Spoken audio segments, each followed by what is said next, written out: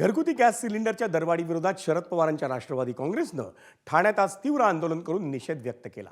ठाणे जिल्हाधिकारी कार्यालयाबाहेर चूल पेटवून गॅस दरवाढीचा निषेध करण्यात आला। महिला दिनाची अनोखी भेट, गॅस सिलेंडर जातोय हजारावर थेट, अशा आशयाचे फलक महिलांच्या हातात दिसून आले। या आंदोलनात केंद्र सरकारविरोधात घोषणाबाजी करून जाहीर निषेध व्यक्त करण्यात आला। एक दिवस आधीच या महिलांना परत खड्ड्यात घालण्याचं काम या केंद्र शासनाने केलेलं आहे। आज घरगुती गॅस 60 रुपयांनी महागलाय आणि कमर्शियल गॅस 118 रुपयांनी।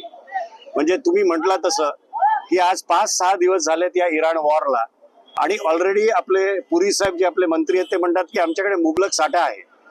मग जो तुमच्याकडे मुबलक साठा आहे, मग आमच्या महिलांना, गृहिणींना खड्ड्यात का तुम्ही घालत आहे? उद्या महिला दिन आहे, तर महिला दिनाच्या निमित्त त्यांनी ही मोठी भेट सरकारने जर दिली आहे भाव वाढ करून, तर ह्या सरकारला आणखीन बोलायचं तरी काय आपण सर्वांनी, महिलांनी? आणि काय करणार आहेत?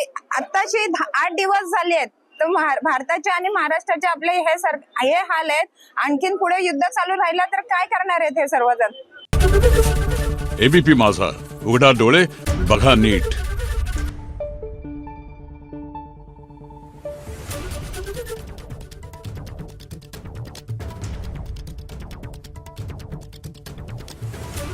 Thank you.